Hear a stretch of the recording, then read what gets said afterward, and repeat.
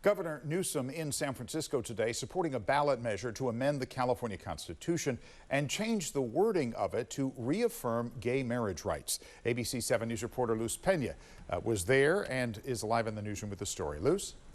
Dan, well, gay marriage is legal, but many people may not remember that in the California Constitution, marriage is defined as a union between a man and a woman.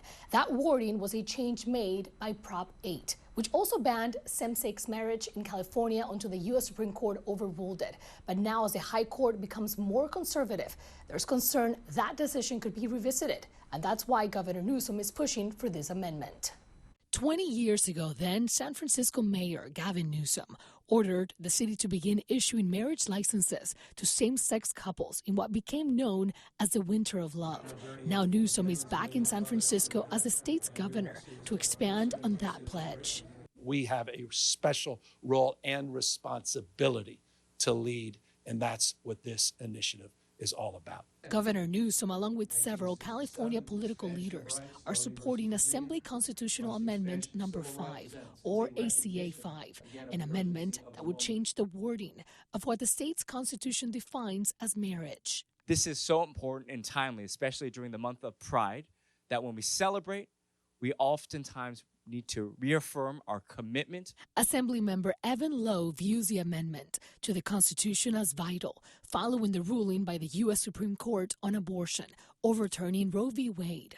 Two justices specifically cited the two court cases, Loving, interracial marriage, and Obergefell, same-sex protections. That is next on the chopping block. They weren't done with just reproductive freedom. They are coming for us. The California Constitution was amended in 2008, stating that marriage was between a man and a woman. In 2008, the voters in California passed Proposition 8, which put this discriminatory language into the California state constitution. But we know that the tide has completely shifted in California. The California Family Council was behind the passing of Prop 8. Now they categorize this ballot measure as deeply concerning. Completely abolishes the traditional definition of marriage, not just repealing the definition of Prop 8 as between one man and one woman, but there is now no limit to the number of people that could get married, the age of people that could get married, or the genetic relationship. Their concern goes beyond the California Constitution. Tragically, if we begin to abolish marriage in the state of California, we are opening Pandora's box.